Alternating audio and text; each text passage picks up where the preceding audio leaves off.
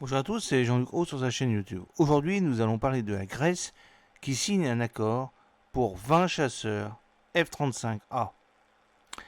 La capitaine de l'US Air Force Melanie McCausner, pilote et commandant de l'équipe de démonstration de F-35 Lightning II, effectue un vol de certification de démonstration aérienne à Hill Air Force Base dans l'Utah le 22 février 2024. C'est la petite photo que vous avez au début de cette vidéo.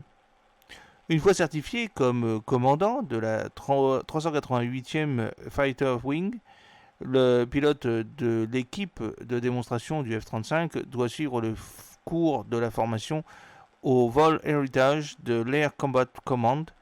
Et c'est donc la Grèce qui a officiellement signé l'achat de 20 chasseurs d'attaque interarmés F-35A, devenant ainsi le 19e pays à exploiter l'avion de 5e génération fabriqué par Lockheed Martin, selon le ministre de la Défense Nikos Djandas. La Grèce construit des forces armées puissantes en achetant des avions de combat les plus modernes du monde, a déclaré Djandas à propos de l'accord, selon une traduction d'EPT News. Cet accord donne à la nation de l'OTAN un coup de pouce majeur à la modernisation de son armée de l'air en remplaçant les anciens avions F-4 et Mirage 2000.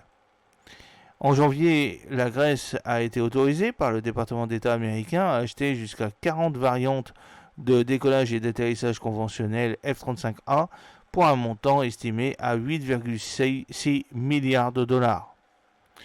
Pour l'instant, l'achat ne porte que sur 20 appareils pour 3,76 milliards de dollars. Les livraisons des appareils débuteront en 2028 et devront se poursuivre jusqu'en 2023. Les appareils seront basés à Andiativa, en Grèce.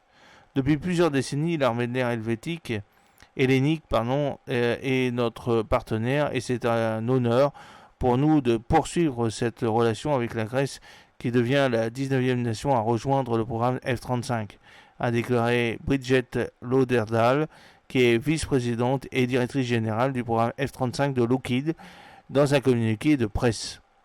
Le F-35 est le seul chasseur capable de renforcer la souveraineté de la Grèce et sa capacité opérationnelle auprès de ses alliés. L'obtention par la Grèce du F-35 a été une situation politiquement difficile compte tenu des tensions de longue date entre la Grèce et la Turquie, autre allié de l'OTAN et ancien membre du programme F-35 qui a été expulsé après avoir acheté des équipements de défense aérienne russes. Ces tensions ont été soulignées plus tôt cette semaine lorsque le ministre grec de la Santé, Adonis Georgiadis, a menacé avec désinvolture d'utiliser le F-35 contre le territoire turc. Avec les F-35, nous pouvons aller en Turquie une nuit. Une nuit, vous les retrouverez soudainement à Ankara. Je ne vous dis pas que nous le ferons réellement, mais la Turquie doit savoir qu'elle n'a aucune capacité aérienne face au F-35, a déclaré Georgiadis, selon les médias locaux. Lockheed, quant à lui, a présenté l'entrée d'Athènes dans le programme F-35 comme une continuité de son expansion internationale obstinée. La présence croissante du F-35 à travers l'Europe est un puissant témoignage de la dissuasion basée sur l'Alliance et pose les bases de la capacité de puissance aérienne de nouvelle génération de l'OTAN des nations alliées, a déclaré Mara Moterwe, qui est vice-présidente de la stratégie du développement commercial de chez Lockheed Martin. J'espère que cette petite vidéo vous a plu. N'oubliez pas de cliquer sur le pouce pour la promouvoir, de vous abonner si ce n'est pas encore fait et de partager cette vidéo sur vos réseaux sociaux.